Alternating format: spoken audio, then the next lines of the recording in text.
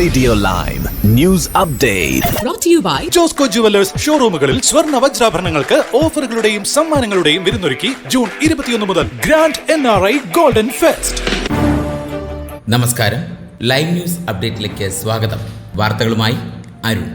UK-യിലെ graduate വിസയിലെത്തുന്ന വിദ്യാർത്ഥികൾക്ക് പഠനശേഷമുള്ള stay back കാലാവധി 2027 ജനുവരി മുതൽ 18 മാസമായി ചുരുക്കുമെന്ന് സർക്കാർ സ്ഥിരീകരിക്കുന്നു. ഇപ്പോൾ 2 വർഷം താമസിക്കാനുള്ള അനുമതിയാണ് ലഭിക്കുന്നത്. പക്ഷേ 2027 ജനുവരി 1 ശേഷമുള്ള ബിരുദധാരികൾക്ക് ഇത് 18 മാസമായിരിക്കും. എന്നാൽ 2026 ഡിസംബർ 31 മുൻപ് വിസയ്ക്കായി അപേക്ഷിക്കുന്നവർക്ക് നിലവിലെ 2 വർഷത്തെ കാലാവധി തുടരും. PhD ബിരുദധാരികൾക്കും മറ്റ് ഡോക്ടറൽ കോഴ്സുകൾ പൂർത്തിയാക്കിയവർക്കും 3 വർഷത്തെ അനുമതിയും ലഭിക്കും. വിദ്യാർത്ഥികൾക്ക് UK-യിൽ അംഗീകരിക്കപ്പെട്ട ബിരുദാനന്തര ബിരുദം അല്ലെങ്കിൽ ഡോക്ടറേറ്റ് പൂർത്തിയാക്കിയ ശേഷം ഈ വിസയ്ക്കായി അപേക്ഷിക്കാം. അപേക്ഷകർക്ക് നിലവിലുള്ള വിദ്യാർത്ഥി വിസ ഉണ്ടായിരിക്കണം. കൂടാതെ അവരുടെ വിദ്യാഭ്യാസ സ്ഥാപനത്തിൽ നിന്ന് കോഴ്സ് വിജയകരമായി പൂർത്തിയാക്കിയതായി ഹോം ഓഫീസിലേക്ക് സ്ഥിരീകരണം ലഭിക്കണം. വിസ ഓൺലൈനായി അപേക്ഷിക്കണം. ഫീസ് 880 പൗണ്ടാണെന്നും പ്രതിവർഷ ഹെൽത്ത് സർചാർജ് 1035 പൗണ്ടാണെന്നും റിപ്പോർട്ടിൽ സൂചിപ്പിക്കുന്നുണ്ട്. ഗ്രാജുവേറ്റ് വിസയിലൂടെ വിദേശ വിദ്യാർത്ഥികൾക്ക് UK-യിൽ ജോലി ചെയ്യാനും സ്വയം തൊഴിൽ തുടങ്ങാനും കഴിയുമെന്ന് നിയമങ്ങൾ വ്യക്തമാക്കുന്നു. പൊതുവിഭവങ്ങൾ അല്ലെങ്കിൽ സ്റ്റേറ്റ് പെൻഷൻ ലഭിക്കാൻ അനുവാദമില്ല. ഭാവിയിൽ കൂടുതൽ താമസിക്കാൻ ആഗ്രഹിക്കുന്നവർക്ക് സ്കിൽഡ് വർക്കർ വിസ പോലുള്ള മറ്റൊരു റൂട്ടിലേക്ക് മാറാം. പുതിയ 18 മാസ നിയമം 2027 ജനുവരി മുതൽ പ്രാബല്യത്തിൽ വരും. അതുവരെ പഠനം പൂർത്തിയാക്കുന്നവർക്ക് നിലവിലെ 2 വർഷത്തേക്ക് തുടരും. അമേരിക്കൻ പ്രസിഡന്റ് ഡൊണാൾഡ് ട്രംപിന്റെ പ്രസംഗം എഡിറ്റ് ചെയ്ത് ജനങ്ങളെ തെറ്റിദ്ധരിപ്പിച്ചുവെന്ന ആരോപണത്തിനും വിവാദത്തിനും പിന്നാലെ BBC തലപ്പത്ത് രാജി. BBC ഡയറക്ടർ ജനറൽ ടിം ഡേവിയും വാർത്താ വിഭാഗം ചീഫ് എക്സിക്യൂട്ടീവ് ഡെബോറ ടേർണസുമാണ് രാജിവെച്ചത്.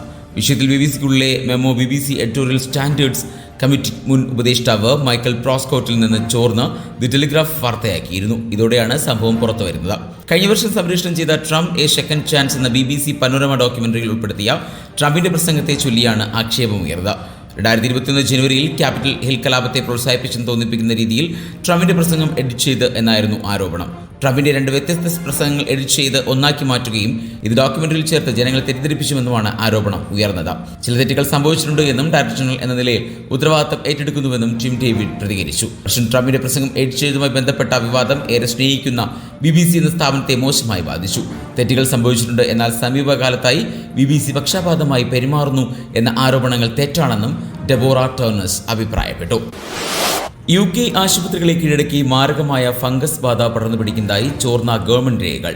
UK ഹെൽത്ത് സെക്യൂരിറ്റി ഏജൻസിയുടെ രഹസ്യ മെമ്മോ ചോർന്നതോടെയാണ് അതീവ വ്യാപനശേഷിയുള്ള കാന്റിഡോസിമെ ഓറിസ് എന്ന ഫംഗസ് ആശുപത്രികളിൽ പടരുന്നതായി വ്യക്തമായത്. മാരകമായ തോതിൽ രോഗബാധ പടർന്നാൽ നേരിടാൻ പര്യാപ്തമായ തോതിൽ അവബോധം പോലും ഹെൽത്ത് സർവീസിൽ സൃഷ്ടിക്കപ്പെട്ടിട്ടില്ല എന്നതാണ് അപകടാവസ്ഥ വർദ്ധിപ്പിക്കുന്നത്. NHSൽ ഈ കേസുകൾ റിപ്പോർട്ട് ചെയ്യുന്നതിൽ വീഴ്ച രേഖപ്പെടുത്തുന്നുണ്ട്. ഇതിനിടയിൽ ഫംഗസ് ബാധ വ്യാപകമാവുകയും ചെയ്യുന്നു. ഈ മാരകമായ രോഗം വർഷങ്ങളോളം കണ്ണിൽപ്പെടാതിരിക്കാനുള്ള സാധ്യതയുമുണ്ട്. ആളുകളുടെ ചർമ്മത്തിൽ വരെ ഇത് പതിയിരിക്കും. മുറിവുകളിലൂടെ ഇത് രക്തത്തിൽ ചേർന്നാൽ മാരകമായി മാറും. ആന്റിഫംഗൽ മരുന്നുകളോട് ഇത്തരം ഇൻഫെക്ഷനുകൾക്ക് പ്രതിരോധമുണ്ട് എന്നതാണ് പ്രധാന പ്രശ്നം. പ്രതിരോധ ശേഷി കുറവുള്ളവരിൽ ഇത് മാരകമായ പ്രത്യാഘാതം സൃഷ്ടിക്കും. കഴിഞ്ഞ 2 വർഷത്തിനിടെ 72 ആശുപത്രികളിൽ ഇത് പടർന്നിട്ടുണ്ട് എന്നാണ് UKയുടെ ഔദ്യോഗിക റിപ്പോർട്ട് വ്യക്തമാക്കുന്നത്. ഈ ഫംഗസിന് നിലവിൽ വാക്സിനുകൾ ലഭ്യമല്ല. ഇൻഫെക്ഷൻ ബാധിച്ചാൽ 90 ദിവസത്തിനുള്ളിൽ 60% പേരുടെയും ജീവനെടുക്കുമെന്നതിനാൽ ലോകാരോഗ്യ സംഘടന ഇതിനെ അതീവ മുൻഗണനയുള്ള ഫംഗൽ പാത്തോജനായാണ് കരുതപ്പെടുന്നത്. ഇനി നാട്ടിലെ വാർത്തകൾ. കേരളത്തിൽ തദ്ദേശ സ്വയംഭരണ സ്ഥാപനങ്ങളിലേക്കുള്ള തിരഞ്ഞെടുപ്പ് പ്രഖ്യാപിച്ചു. ഡിസംബർ 9, 11 തീയതികളിലായി 2 ഘട്ടമായിട്ടാണ് വോട്ടെടുപ്പ്. തിരുവനന്തപുരം മുതൽ എറണാകുളം വരെയുള്ള ജില്ലകളിലാണ് ആദ്യ ദിനം പോളിംഗ്. ബാക്കിയുള്ള ജില്ലകളിൽ 2ാം ഘട്ടത്തിലും വോട്ടെടുപ്പ് നടക്കും. വോട്ടെണ്ണൽ ഡിസംബർ 13-നാണ്. വോട്ടെണ്ണൽ ദിനങ്ങൾ മദ്യം നിരോധിക്കും. പ്രശ്നബാധിത പോളിംഗ് ബൂത്തുകളിൽ തത്സമയ സംരക്ഷണം നിലവിലുണ്ടാകും. ഓരോ സ്ഥാനാർത്ഥികളും കെട്ടിവെക്കേണ്ട തുക തദ്ദേശ സ്ഥാപനങ്ങൾക്ക് അനുസരിച്ച് വ്യത്യസ്തമാണ്. പ്രചാരണത്തിന് ചെലവഴിക്കേണ്ട തുകയും വ്യത്യസ്തമാണ്. വോട്ടെടുപ്പ് ദിവസം പൊതു അവധിയായിരിക്കും. 9 രേഖകളിൽ ഏതെങ്കിലും 1 തിരിച്ചറിയൽ രേഖയായി വോട്ടർമാർ ഹാജരാക്കണം. ഗ്രാമപഞ്ചായത്തിൽ ഓരോ സ്ഥാനാർത്ഥിക്കും ചെലവഴിക്കാവുന്ന പരമാവധി തുക 25,000 രൂപയാണ്. ബ്ലോക്ക് പഞ്ചായത്തുകളിലും നഗരസഭകളിലും ഇത് 70,000 രൂപയാണ്. കോർപ്പറേഷനിലും ജില്ലാ പഞ്ചായത്തുകളിലും 1.5 ലക്ഷം രൂപ വരെ സ്ഥാനാർത്ഥികൾക്ക് ചെലവഴിക്കാം. പരിധി വിട്ട് ചെലവഴിച്ചു എന്ന് കണ്ടെത്തിയാൽ 5 വർഷത്തേക്ക് അയോഗ്യത കൽപ്പിക്കും.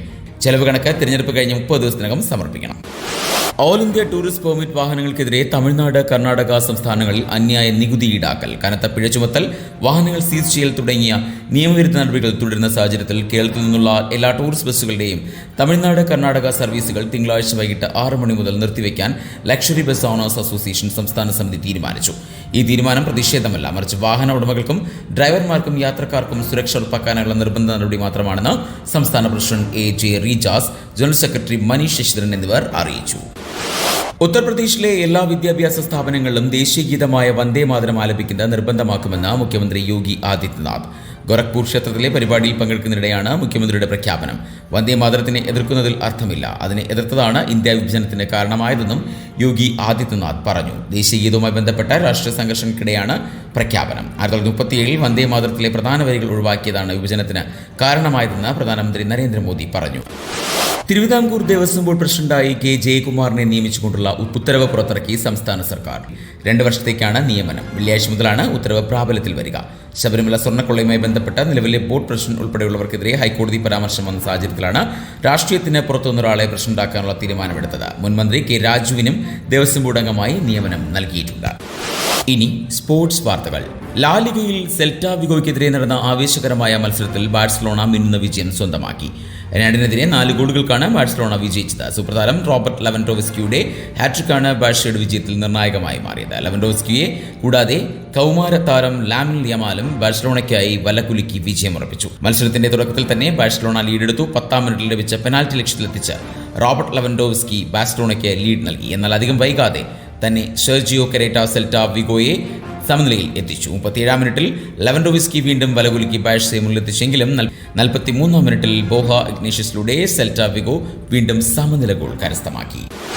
116.87 ഇന്ത്യൻ രൂപയാണ് ഇന്നത്തെ പൗണ്ട് വിനിമയ നിരക്ക്. ഇതോടെ ഇന്നത്തെ വാർത്താ ബുള്ളറ്റിൻ പൂർണ്ണമാകുന്നു. അടുത്ത ബുള്ളറ്റിനുമായി വരും മണിക്കൂറുകളിൽ കേട്ടുമുട്ടാം. നന്ദി, നമസ്കാരം. കൂടുതൽ വാർത്തകൾക്കും വിശേഷങ്ങൾക്കുമായി റേഡിയോ ലൈം ആപ്പ് ഡൗൺലോഡ് ചെയ്യൂ. പ്ലേ സ്റ്റോറിൽ നിന്നും ആപ്പ് സ്റ്റോറിൽ നിന്നും. Radio